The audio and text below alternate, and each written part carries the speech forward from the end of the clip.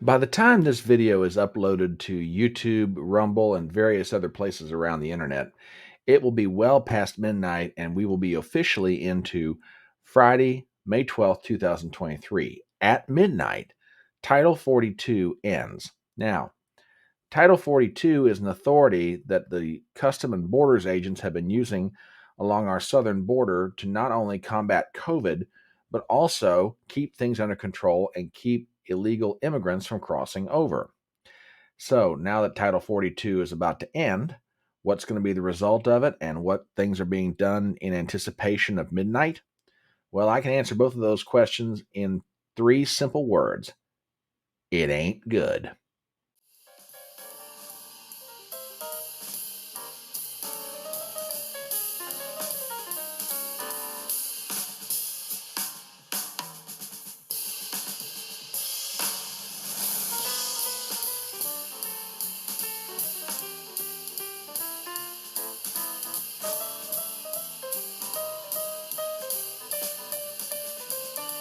My name is Brian Trippett. I am your front porch conservative. Step on up to my electronic front porch and let's talk.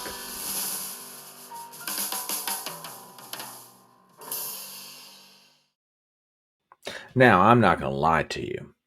I wish I were coming to you tonight with a more happy topic, something far more jovial and something that, doesn't necessarily break my heart. But this does, because this gets to an issue of the sovereignty of a nation, which, in my opinion, right now, is being seriously eroded by the current administration.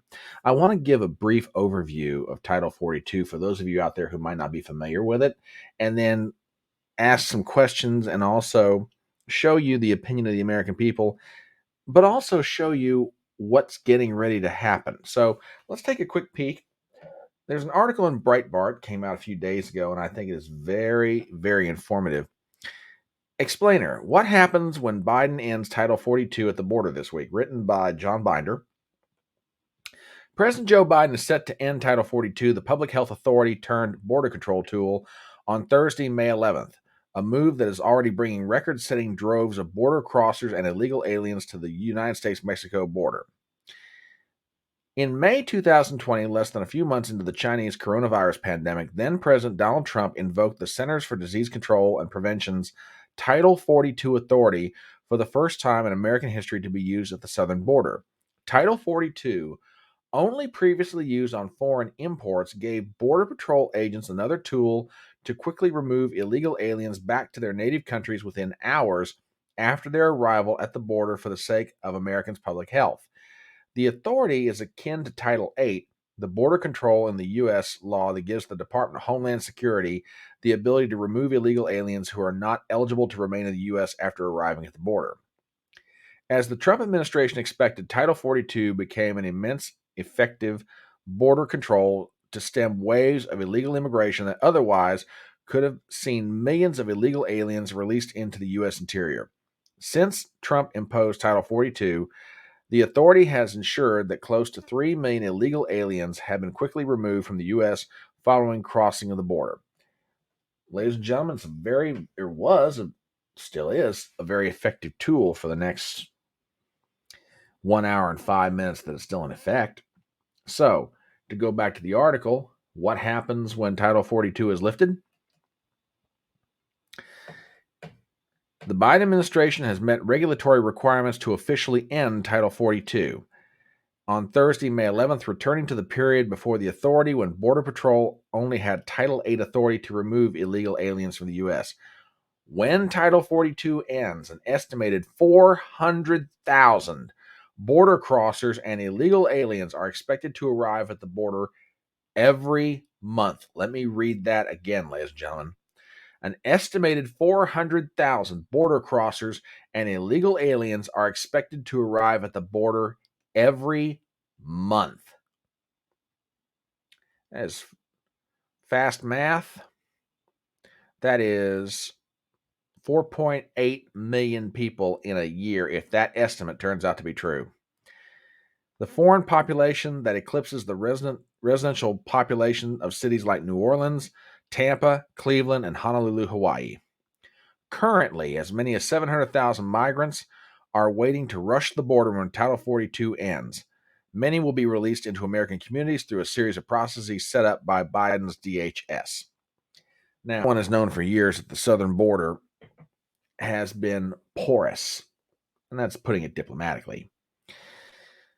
Trump, for all the criticisms that were made of him, and yes, I have my criticisms of former President Trump, did one thing very effectively. He got the border under control. Now, that's not to say there weren't people that were crossing illegally, but there was enough manpower down there, and the Custom and Borders agents had the authority to deal with matters, Title 42 being one of the tools in their arsenal, proverbially speaking. So now it's about to end. So how bad could this thing get?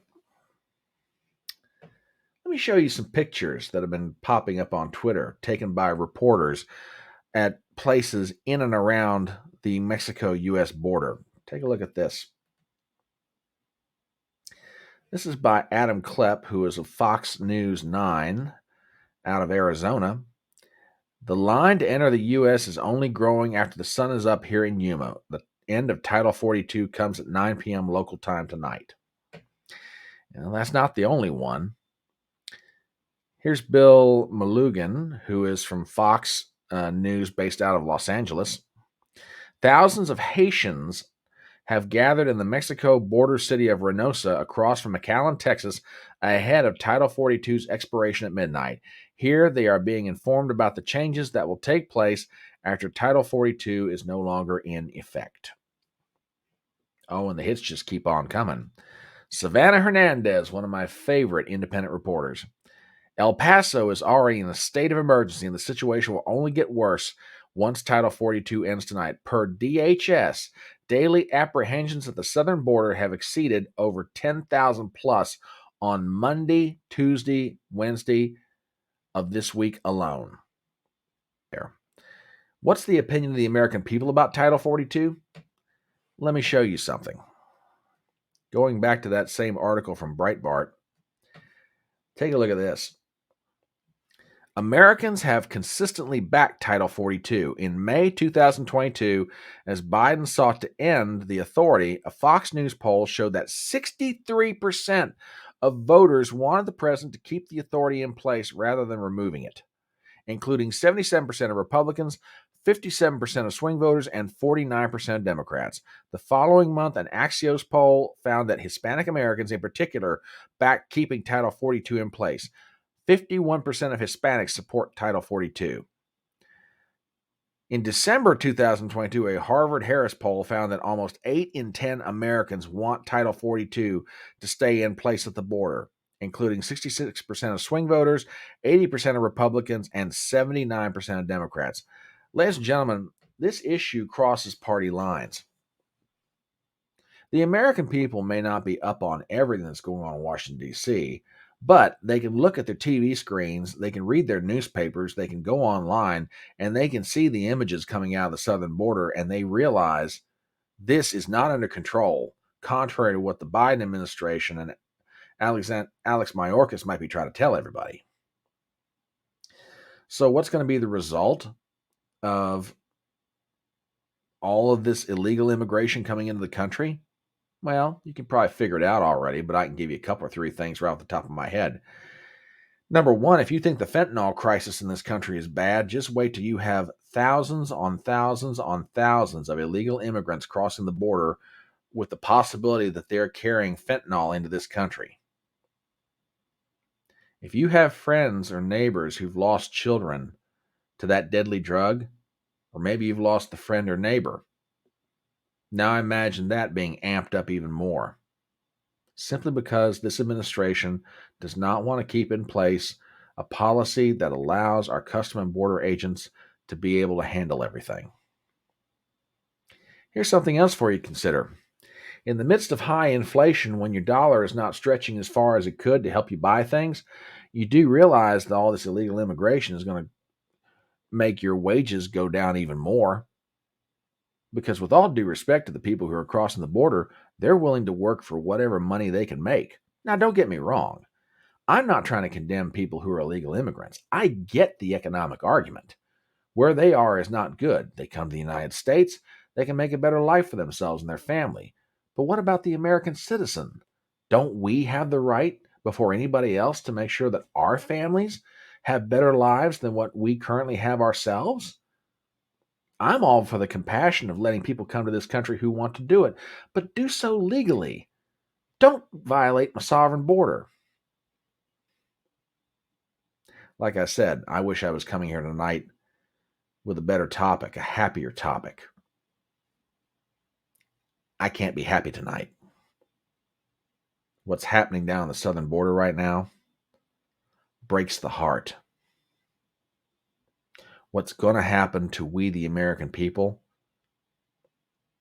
is going to break my heart. And it's also going to make me angry because the American people want their border to be secure. And the current regime that's in the White House just doesn't care. You know, Joe Biden talks about decency all the time. I got a question for Joe Biden. Where is the decency in letting illegal immigrants run amok in our cities and towns, in our states, killing and maiming, taking jobs, depressing wages, bringing in drugs? Where's the decency in letting that happen, sir?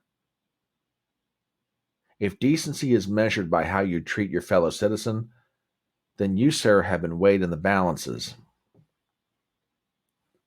and found wanting.